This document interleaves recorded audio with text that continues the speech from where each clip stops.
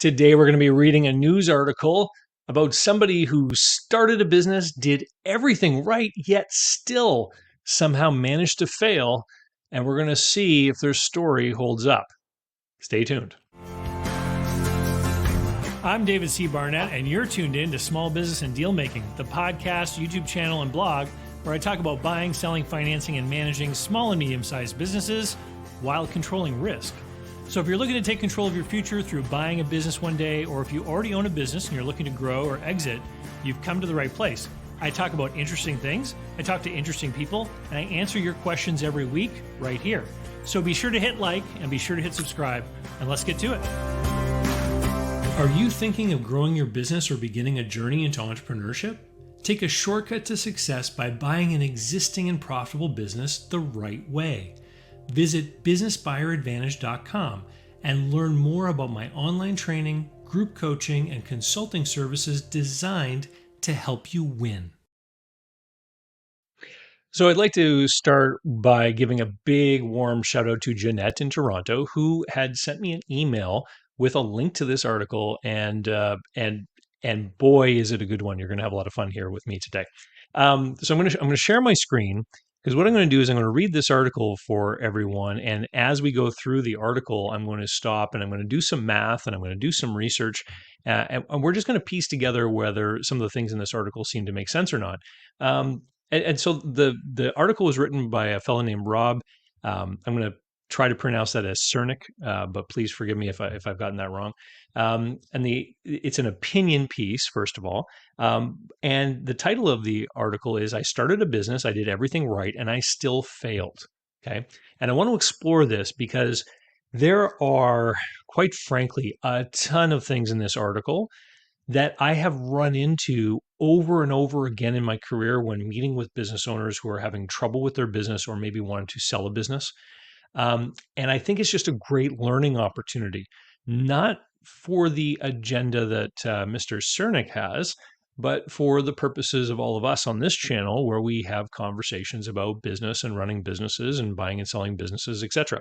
And we're going to get into his agenda too as we go through this article. And of course, this was published in the Globe and Mail, which is, believe their tagline is Canada's national newspaper. And if you enjoy this article, I see they've got a special there. You can subscribe for $1.99 for 52 weeks. So let's get through this. And there's a picture of some pillows and things in a window. This was a picture of it's not his store. That's what I wanted to point out. So in this article, he talks about a home decor store, and it's a story of his store that he owned back almost 10 years ago. It's not that picture. So that's a different picture. And it says that he's a contributing columnist for the Globe and Mail. And so let's get into Rob's story. My first few weeks of boutique ownership were financially underwhelming, but I had high hopes Boxing Day would turn my fortunes around. I was used to customers rushing the doors of Pier 1 Imports, where I'd previously worked, to snap up discounted housewares with abandon. Now that I owned a home decor store called Habitat in Cornwall, Ontario, the profit would be mine. Hopefully, enough would pass my till to correct course. So for those of you that don't know, Pier 1 Imports, there's one here in town. It's a home decor store where you can get some vases and maybe some dinnerware and some pillows and maybe a few furnishings, things of that nature that you might use to decorate your house, something pretty to hang on a wall, that sort of thing. So then Rob goes on to say, instead, on December 26, 2013, it was a gray, snowy day when the shoppers who bothered to brave the chill headed to chain stores on the city's fringes or the decaying mall down the street. I spent the day almost alone in my shop, pondering if I really knew what I had gotten into. I hadn't become an entrepreneur as a flight of fancy. I'd planned for 5 years. This included working for several retailers to gain experience, creating a business plan and sales forecasts, both deemed realistic enough to secure funding, and taking probing inventories of my appetites for hard work and risk. Still ticking these boxes was not enough to prepare me. Okay. So I find this all very interesting because here's what I'm going to interpret from this. Number one, He spent a couple of years working in this sector in the retail stores. So, what kind of experience would that give you? It would certainly give you customer service experience. It might give you an experience as to what sort of products would be in demand, for example, right? But he opened a brand new store, and he did so by creating a business plan, which he used to get a loan. Okay. So, I just want to paint the picture as far as the riskiness of this operation.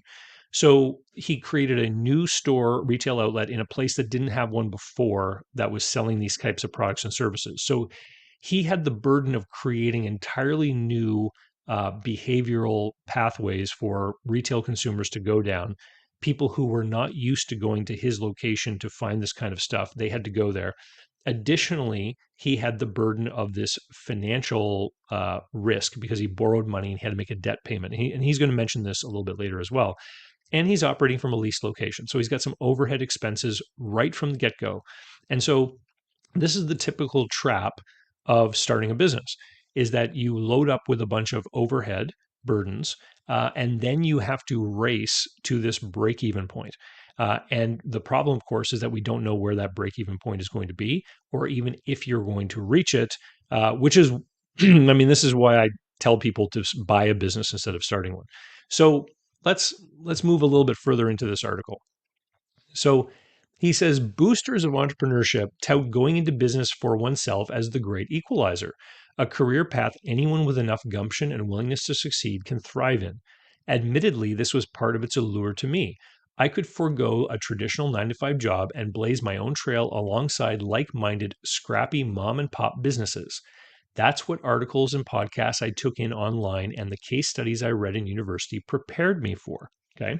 So he's all psyched up to be a business owner. Instead of going to a 9 to 5, he's going to spend his day fighting in the trenches of entrepreneurship. Okay. The mindset stuff is important. Okay. Let me keep reading. What's missing from the equation are realistic discussions of money and privilege and how those lead some entrepreneurs to have wildly unique experiences, even though they may follow similar paths. Okay, interesting. And this is where the first appearance of this P word appears, privilege. Okay, and we're gonna touch on that again. So let me continue reading. As I tried to improve my fortunes, I found my store owning peers and I took different approaches to revenue generation. Mine, thanks to top of budget monthly rent, loan payment, and startup costs. So, again, he's talking about his overhead burden, was in a state of heightened urgency. Yeah, he had to hustle to get sales in. Okay. My constant refrain was a line from a Coolio song: if you don't work, then you don't eat. Yup, agree. My counterparts took more relaxed attitudes. When I tried rallying the troops to open on Sunday afternoons when our target customers were off work, one prominent store owner quickly popped my thought balloon. They said opening for $300 in sales wasn't worth the effort. Interesting. Though they grasped that number from midair, 4 Sundays at that rate would generate my monthly rent for Habitat. This person had the luxury of owning their location outright, so it was easy to take that afternoon off. So let's explore this, because there are a bunch of crumbs in this paragraph that we can follow to build out a better understanding of the reality of Rob's situation. So first of all, he's talking about other people having greater resources. And he, in particular, points out this other store owner who happened to own the real estate that they're located in. Now, if you've been on my channel for any degree of time, you will know that whether you own property or not, you still need to get a certain rate of return from the real estate. But there are plenty of what I refer to as zombie businesses where the business may not be making any money, but because they own the real estate, they don't pay any rent, they're still able to remain open, right? That doesn't make them successful businesses. It just means that the capital invested in the real estate is subsidizing a poorly operating business, right? And so, what is a recurring theme in this article is that there are people that can run businesses that don't seem to have the same challenges of success, according to the author. In reality, what we're reading is that there are people that enjoy this entrepreneur lifestyle, and that is different from being a successful business owner. we're going to get into it here as we move through the article, but I want to draw your attention to this $300 in sales number. So what he says is that if I had four Sunday afternoons with $300 in sales, it would generate my rent. So I'm going to draw from that his rent is $1,200 a month. Okay.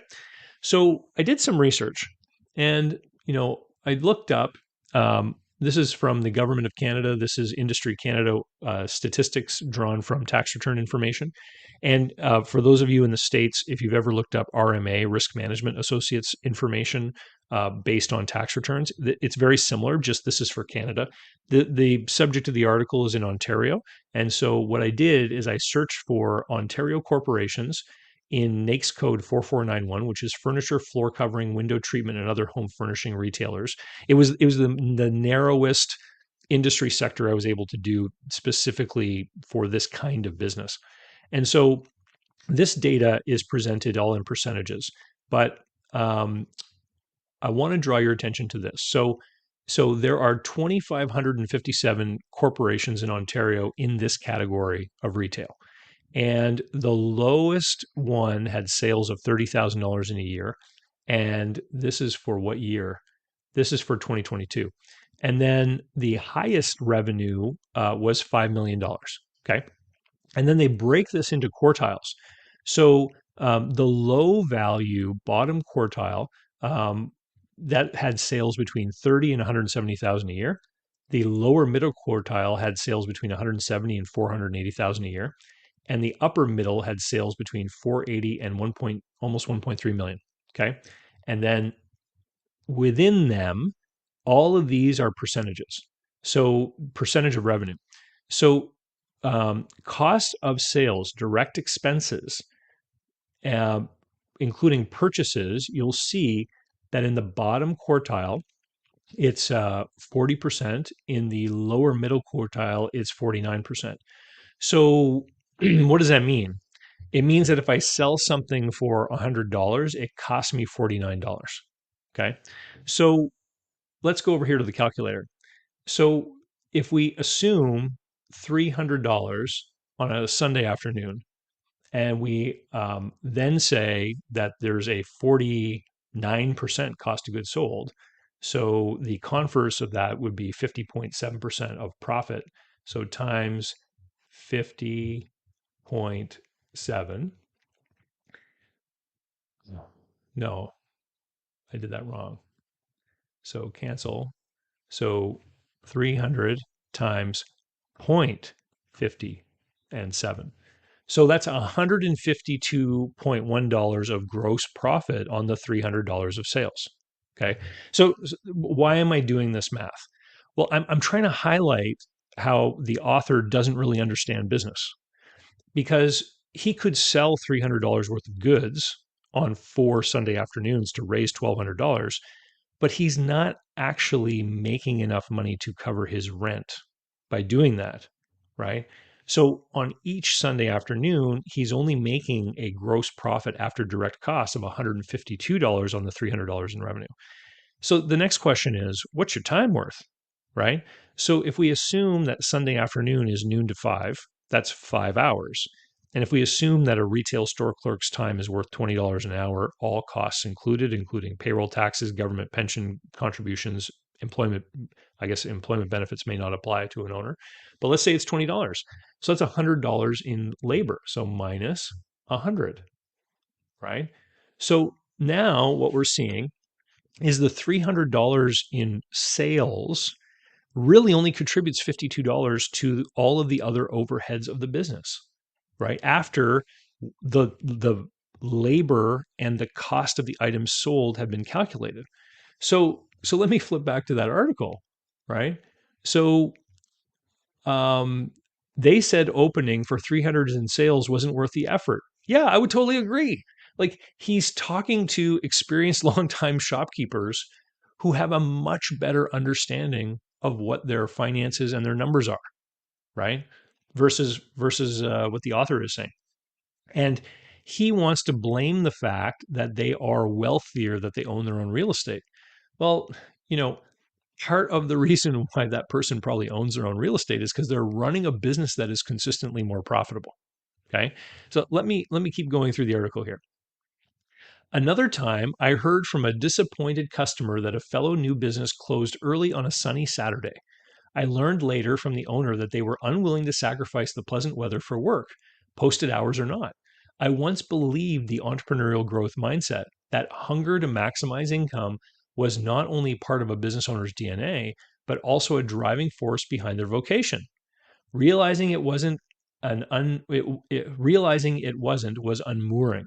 Where I'd once imagined having allies to drum up business with, sharing marketing costs and efforts, I learned quickly that many didn't feel it was worth their while.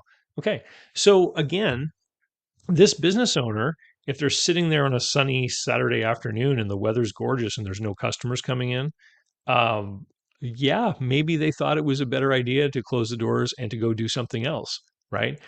My guess is that their business wasn't very successful either. How do I know? Because the owner was there on a Saturday, right? Like, think about it. If it was a thriving, successful, profitable business, the teenage store clerk who goes to high school would be there on a Saturday, not the owner, right? The owner would have enjoyed the whole day off, right? So let's keep on going, because again, we're going to talk about some more interesting stuff. A local executive once described what I was witnessing as the difference between people who build businesses and those who run companies as hobbies. Yeah, 100% accurate, right? And I talk about this all the time. If you have a business and your seller's discretionary earnings is less than the fair market value of what you would be paid doing what you do for another company, then you are not running a business, you're running a hobby, right? And the author here has bumped into this reality. This distinction, back to the article, this distinction hadn't come up before and illuminated an inconvenient truth. Profit alone doesn't keep some companies afloat. That's only true if you believe everyone has the same chance at being an entrepreneur. Most people can develop the aptitudes over time or certain skill sets to poise themselves for success. But at the end of the day, these aren't the most important factors in remaining a going concern. Okay, so now he's going to tell us what are the important factors in remaining as a going concern. So he's going to tell us, and then we're going to get my opinion. There are a variety of privileges. Again, here's the P word, privileges, not apparent at first blush, but which lead some entrepreneurs to success that those with less wealth, connections, or dissimilar backgrounds can't duplicate. For some, it's benefits stemming from being legacy businesses with outsized reputations, deep rooted customer bases, and long term credit terms with suppliers. Some may enjoy paid off student loans, mortgages, and vehicles. Others benefit from family bailouts or high earning partners who can keep the household lifestyle afloat even if the business suffers.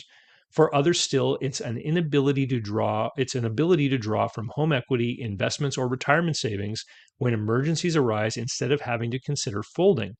Nothing about this is equal, but I hadn't ever considered how it might affect my fate. Boy, this is a loaded paragraph. We're going to have to go back and we're going to have to tap into each one of these comments, because there's a lot here that he is pushing out as far as ideas that I think we need to address. So the benefits so he says, here's an advantage. The benefits stemming from legacy businesses, outsized reputations, deep rooted customer bases, long term credit terms with suppliers. Okay, all of this stuff describes the advantages of it being an existing business versus a startup.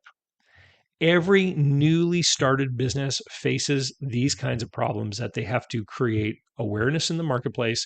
They have to attract people to them that don't know they exist, et cetera, et cetera. This is why the failure rate for new business startups is like 90%, right? That this fact was certainly public knowledge when he decided to start a business, right? But he got into this whole exuberant mentality through the content he was consuming, right? That made him believe that if he just had an idea, created a business plan that would satisfy a lender, and he got a loan, that everything would just work out okay. And we know, especially on this channel, that's not true. So for this first thing here about the legacy business advantages, obviously the solution is not to start a business, it's to buy one, right? And it's easy for me to say because that's what I preach and this is what I sell and how I make money by helping people do that. But let's get into these other ones. Some may enjoy paid off student loans, mortgages, and vehicles. Okay, so does this really have to do with business success or not? Right? What this really has to do with is paying yourself a fair wage for the work you do in the business you own, right? And so if you are getting into a business, you need to recognize the value of your own labor because, quite frankly, student loans, mortgages, and vehicles for your own private vehicle and your own student loan, these are all things that have to come out of your personal cash flow. And so if you get into a business where the management in that industry is typically paid, 80 grand a year, you need to show how you're going to be able to pay yourself that 80 grand a year. And that 80 grand a year should be enough to take care of these things, right? Your home mortgage, your personal car, and your student loans, right? So he's conflating between personal budget and this small business thing. He's got it all mashed together. And I think it's because he fell for what I will call the entrepreneurial or startup lifestyle kind of idea, that there's a certain lifestyle or way that you live when you're a business owner. And he's confusing it with actually being a successful entrepreneur that executes on a business plan to have a profitable business. Let's keep going.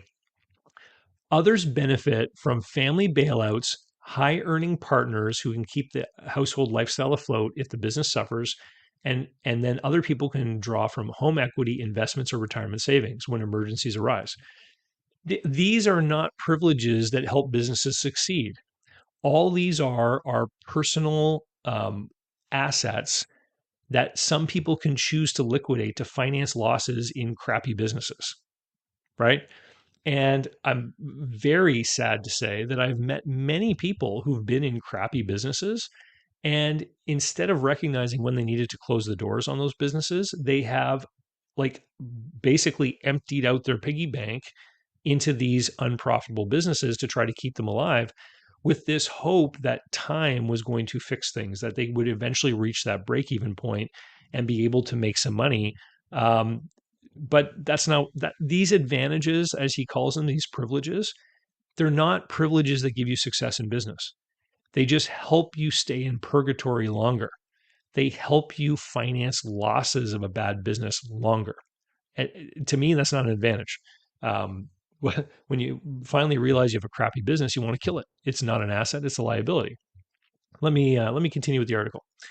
A well-known academic paper, which I only learned of after opening my business, suggested that such privilege, again the P word, leads people to entrepreneurship in the first place. The probability of self-employment depends positively upon whether the individual ever received an inheritance or gift. So, what is he trying to do here? What is the purpose of this article? Um, I'm going to hold that for a second. Um, so the authors of that report wrote in the article called "What Makes an Entrepreneur," and he says, "I had neither of these things, but this knowledge made me look at my peers differently and soften the blow of what was to come." Habitat barely lasted until this summer. So it sounds like he started in the fall, got into the summer, and then he said sales were too far below even my most conservative projections to continue as I was. I tried to salvage my dream. I moved further west to a new town, Brockville, downsized and rebranded. So his solution to a failing new business was to essentially turn it into a new business again and start from scratch again. And he says, even with bootstrapping, thinking creatively, and stretching dimes into dollars, my fortunes didn't improve. So there's a misuse here of the word bootstrapping. Bootstrapping is when you have a profitable venture and you take the profits and use those profits to reinvest in further capital or operating capital needs to grow the business. He didn't have profits, so he cannot be bootstrapping because he had no profits, right? It's very clear that he was losing money, right? And so let me see if the story continues below. It does. Okay. Some people suspect I didn't give my business enough time, but without enough revenue, there's only so far to take it. Looking back on my 15 months of store ownership, if I had the means to invest a further $50,000, I might have kept afloat personally and professionally, but that money would be a sunk cost and I didn't have access to it. So he's kind of realized in a roundabout way what I just said. If he had the other $50,000, he would have been able to pay his bills and keep the store open, but he would just be financing losses. Like the money would just be frittered away. Some business owners do. They dip into savings, borrow, or liquidate enough assets to make this happen. I don't begrudge them this, but I take umbrage with it not being discussed as openly as it should be. You begrudging them? Like, take pity on them. Like, somebody who is in business and they're not making money, and they have the ability to forestall the closure of this liability business, um, we should not be, congratulating them or saying that they're better off or whatnot. They're further damaging themselves by carrying on. Let me continue with the article. It says one consequence I endured was blaming myself for not being as successful as my peers to a degree that was unproductive and frankly unkind. I had drank enough entrepreneurial Kool-Aid to believe that we were all in the same boat. So my failures meant I had messed up in ways that other people hadn't. Over time, I've found this to be overly harsh and ignorant that some entrepreneurs benefiting quietly from other factors. They don't benefit from these factors. Having all of these extra resources just gives you more options. It doesn't make you more profitable or make you a better business owner. Being a profitable, successful business owner has to do with understanding your numbers, understanding your costs, understanding what sales you need to get, and figuring out if you're going to be able to do it or not. Again, startups are hard. That's why 90% of them fail. They can't get the customers. That's why it makes more sense to buy a business. Privileged entrepreneurs reflected this to me in conversations, frequently mindless of the gulf between us. They would suggest I improve my fortunes by trying a more positive attitude or visualizing a brighter future. Other suggestions included applying for more credit facilities and once being asked if I had a rich uncle I could hit up. So, again, in my mind, he's not actually talking about real business people.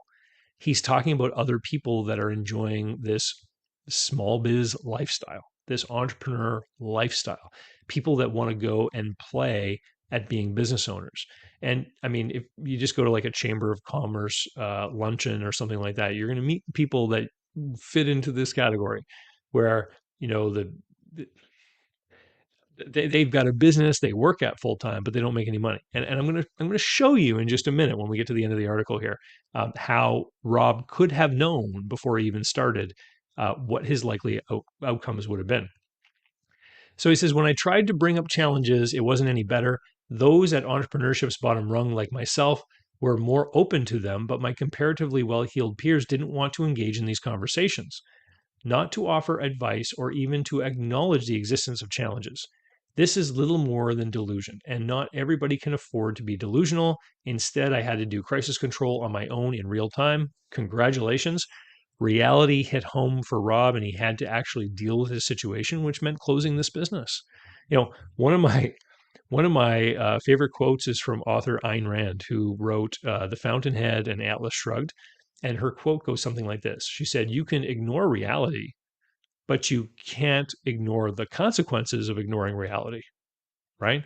So you can pretend that a business doesn't make money by continuing to shovel more cash into it, but eventually the consequences of ignoring the reality of a money losing business are going to catch up to you in some way. And this is when it caught up to the author of the article here. If I had better understood the inequalities of entrepreneurship. So again, like there's a certain social justice warrior bent to this article where I think they're trying to plant the seed that somehow entrepreneurship and business ownership is only for people that are already wealthy, right? And and I think what they're trying to do is they're trying to kind of create this dividing point where they're saying, hey, if you come from meager means and you don't have a lot of money in the bank, that you should just not even try this. You should give up because you're disadvantaged. You know, the privileged people have all the advantages and you just can't succeed because you don't have a paid off mortgage or access to investment funds or something like that. Quite frankly, it's kind of like an invitation to a pity party. Like, oh, I'm a victim. I can't do anything. Bull. I'm going to give you some stories here in a second. He says, um, I would have been more prepared for the challenges I faced and less anxious and less stuck in my head. Today, a decade later, I don't believe we're much further along in discussing these realities. It's because he doesn't follow my YouTube channel. Too much of the focus is on cultivating an entrepreneurial mindset rather than focusing on the challenges and inequalities that can shape the experience of business owners and affect their success. Do you really think that somebody planning a business should be sitting around focused on potential or perceived inequalities between themselves and others? This doesn't make sense at all. Like, if you're planning a business, you need to be thinking about what the revenues and expenses and costs are going to be and whether or not you're going to be able to make money in the business. The success or failure is in the business and securing the customers. It's not about all these other factors. All these other factors are going to have a huge impact on how you get into business, right? That's different from what he's talking about. He actually believes that the success or failure of a business is related to these quote unquote privilege factors that he's identifying. Let me continue with the article here. It says, ultimately, that day a decade ago, where I worried about my business's future wasn't for my naught. By March 2015, I was piecing together a new life. My business closed, the storefront's keys had been handed over, the components sold off piece by piece, talking more openly about how entrepreneurship isn't a totally equal playing field and instead one where certain privileges make the difference between a business thriving or flopping like mine should be table stakes. So listen, he closed, he faced the reality of his situation. And the big thing I want to point out about this paragraph is that even if your business fails, life moves on. I've known many people who've gone through bad times. When I had my business brokerage office opened, one of the standard questions in my intake survey for business owners that wanted to sell their business was, have you ever declared personal or business bankruptcy? Almost a third of the business owners that had successful, profitable businesses checked yes. Think about that. At some point earlier in their life, they personally or went bankrupt or had a business bankruptcy. Rob is in the category, right? He could be learning from his experience and trying to figure out, what did I do wrong? How did I make a mistake? How did I fool myself with my business plan? Right? What went wrong and how can I change and alter my plan to be more successful next time? Instead, what he's done is he's found reasons or excuses why he never had a chance in the first place, which, you know, I don't understand. I don't understand, but maybe it's a generational thing. I think the guy is probably 10 or 15 years younger than me. Let me keep reading. Um, Challenges don't scare entrepreneurs away from taking the plunge once they make up their mind. I've played out scenarios in my mind for 10 years only to realize nothing would have kept me from taking my moonshot. That's why being more open about the inequalities present in the so-called great equalizer won't do great harm. Instead, had I understood them before going in, I would have taken my failures less personally. Instead of believing that everyone launched from the same starting line, I was simply abnormal or unlucky. Okay. So, is he really, a victim of the unknown? Let's go back to that government statistic website. So, on here, we know that fully half the businesses in this category that he's chosen do under $480,000 of revenue a year. Half of them. Okay. In fact, 3/4 of them do under 1.3 million in revenue per year. That's revenue. Okay. So I'm guessing his business was in the bottom quartile, but let's just go down here. So if we scroll down, there is labor and commissions as an overhead expense. And we can see here that 13.9% is the labor cost for bottom quartile businesses, and 15.6% is the labor cost for lower middle labor businesses. So if I look at the bottom rung there, let me clear my calculator. So 170,000 in revenue is at the bottom of the lower middle range, okay? And then if I say labor and expenses is 15.6%, and then if we look at the profit is 5.8. So if I add those two together, because I want to get the total of the labor and the profit, because I want to make the assumption here that in these really small businesses, there's one person working. The shop owner is the only employee. They're paying themselves a salary and taking the profit. Okay, because I just want to show like what is the outside possibility here in this category. So if I add them together, 15.6 plus 5.8, I'm going to get 21.4. So I'm going to multiply this by 0.214, $36,000, right? So if he was basically at the top of the bottom quartile, at the bottom of the lower middle quartile, he would have put $36,000 in his pocket. Like even 10 years ago, that wasn't a very good income, right? We don't know what his business plan is, how much he expected to sell. Um, let's then consider what if he was at the $480,000 of revenue. So again, I'm going to clear this out and I'm going to put $480,000. Now, I don't think that you could um, take all of the wages at that sales level. You probably need to have some employees in there, which is why this exercise doesn't hold as much water at the $480,000 level.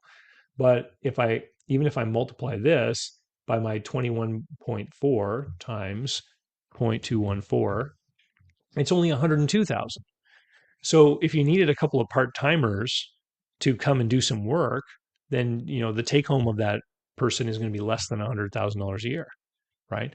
So so let's just kind of think about this for a second. He was working retail, and I don't know what he was earning. Maybe he was earning $10 or $12 an hour at the time. So maybe his earnings over the course of the year were 24 or 25 grand. And he thought that doing this was going to earn him more money. What these numbers show this is from a website from Statistics Canada. This is publicly available information. I mean, he could have looked this up and figured out just what kind of opportunities existed.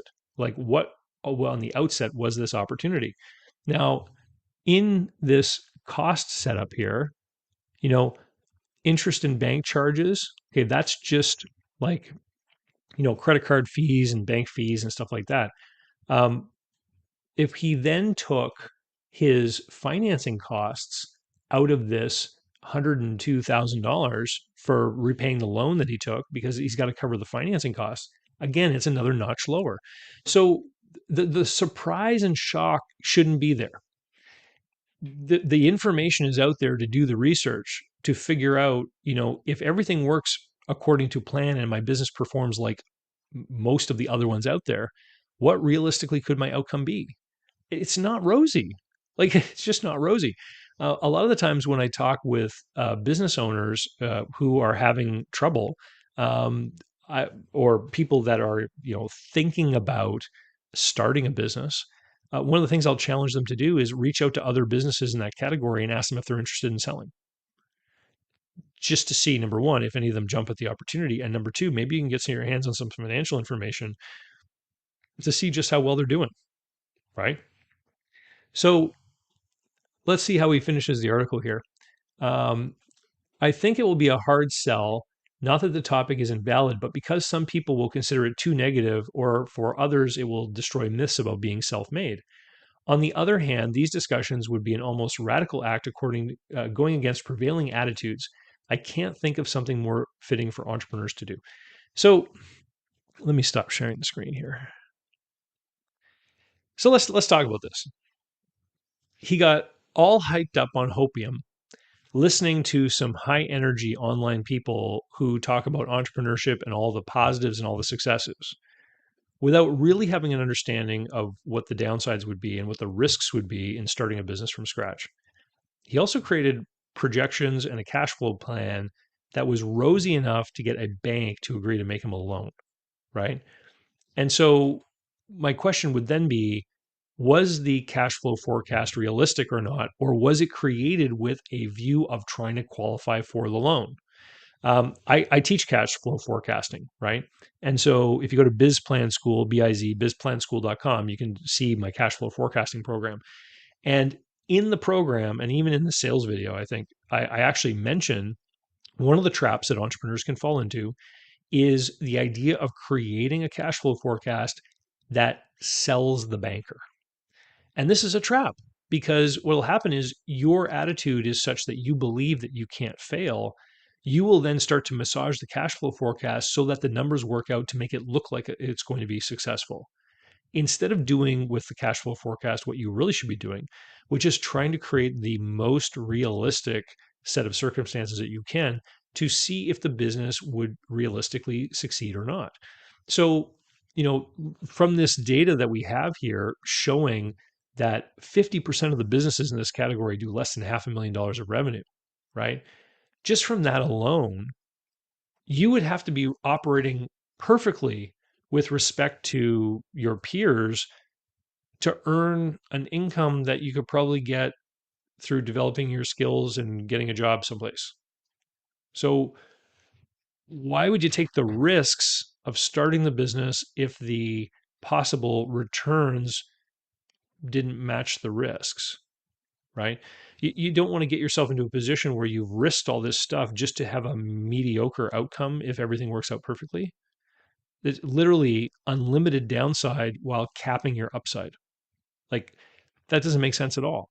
And that's what the author of this story is talking to us about. And now that it hasn't worked for him, he wants to talk about how he didn't have the same advantages as other people. It's excuses. It reminds me of every time I see someone in the news who's like, a poverty advocate, and they talk about raising the minimum wage. They just raised the minimum wage here, 50 or 75 cents, and it's 15.50 an hour here. And so now there's a bunch of articles in the newspaper about how 15.50 isn't a livable wage. Well, duh. Why would the minimum wage be a livable wage? Why do we expect somebody with zero experience taking their first job to suddenly be able to earn enough income from that job to support a family and a household? Right? Because if you read what a livable wage is, they've got all kinds of stuff thrown in there. Basically, that two people on this wage are supposed to be able to pay for an apartment and raise kids and all that kind of stuff. It's crazy. Minimum wage is for first jobs with people that have no experience, limited skills, can't really contribute a whole lot to an organization, and their labor is worth so little, the government has to make a rule about how much you need to pay them, right? Anyone who wants to raise a family or own a home should really be a little more ambitious and should develop their skills so they can sell their time for more money in the marketplace, right? Now, I have worked with many entrepreneurs over the course of time who did not have the capital to buy a business. What I suggest people do, I say buy a business. Don't start one. That's risky. Um, I've worked with people who have had to start businesses because they didn't have the money to buy one. And they really needed to do what he described, the B word, bootstrap. They really needed to bootstrap. They said, I need to make money. I need to make money right now because I need money to live on and I need to earn enough money that I can accumulate capital so I can further make investments that are going to help me grow, et cetera, in business. So one such entrepreneur, for example, was a newcomer to Canada, and he talked with me. He was talking with some people at the economic development office. He was talking with a bunch of people. He said, I need to make money. I need to make money from scratch on the very first sale I make. And I don't have a lot of money to invest. So what did he do? Well, he made up some flyers and he started catering office meetings, right? And where did he cater them from? His kitchen. And so every time someone placed an order, he would make money on that order. He hustled. He got out there. He met people. He promoted himself. He sold, sold, sold. Every time his phone rang, he would fill like a platter of sandwiches. He would go to the office. He would deliver them. He would make money every time. He started to accumulate money. He started to save up. Eventually, he was able to get a small restaurant. He was able to take over the lease on a restaurant that went out of business, right? So he capitalized on the investments the prior owner made that they failed at. But it allowed him to acquire the capital that was created in that rented location. The plumbing, the electrical, the vent hoods, all that stuff was still there. He was able to sign a lease and then he was able to qualify for some lease financing on some other equipment. And he actually managed to grow from doing that little catering business from his kitchen into an actual retail location, right? Which simply brought a new level of need for his hustle, because now he needed to hustle up enough customers. He didn't have the capital to rest on his laurels and wait for customers to show up. The whole, I just need enough time and I'll reach break even. No, this guy couldn't afford to do that. He had to go get customers. So what did he do? He would go visit local businesses. He would hand out lunch special coupons that would also have a special for Friday and Saturday night. He's like, oh, well, if you don't want to come to my place for lunch, here, use this coupon on Friday night, call up, make a takeout order, etc. And it was hustle, hustle, hustle, hustle. That guy made money from the beginning of his business. He never had a negative point. He made money all the time. He had to make money, and he understood that every order he had to make it profitable. And he only made capital investments when he could afford to make them from the capital he accumulated, right? He did do some leasing. I guess that's an exception. But I just want to highlight the story because I meet other people who get hopped up on this entrepreneurial Kool-Aid stuff, as the author points out, and they fall in love with the idea of being a business owner, and that's what they want to do. They just want to be a business owner. They just think everything's going to work out. And to the point of the article, I meet people who get into businesses that never, ever, ever make money, but the person happens to be married to a doctor or a lawyer or something like that, and they can afford to play entrepreneur. If you ever go look at buying a business and you meet someone and you are not certain how it is that they seem to be functioning, like if the numbers don't seem to add up, one of the questions you can ask is, what does your spouse do for a living? It can be insightful, because if the spouse is like a stay-at-home parent, it means that the business is probably making money. If the spouse has a high income salary, it means that they can afford to play entrepreneur, and you have to be even more careful with your analysis and due diligence. Anyway, thank you for sending in the video. Thanks for all of you who send in stuff.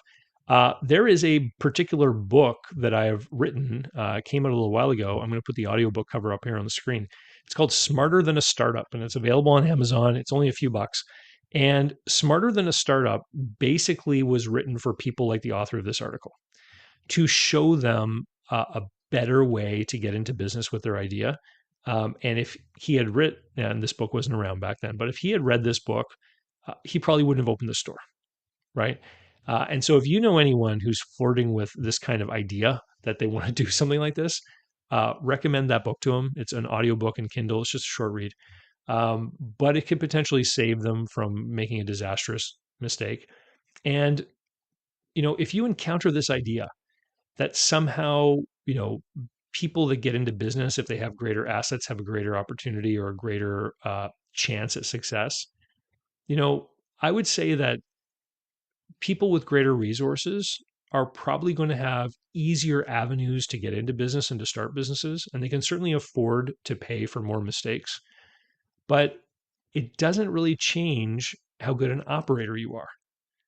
Understanding how you make money in a business and what you need to do day to day to make it work, I think anyone can learn those skills. And you can even learn them being employed somewhere.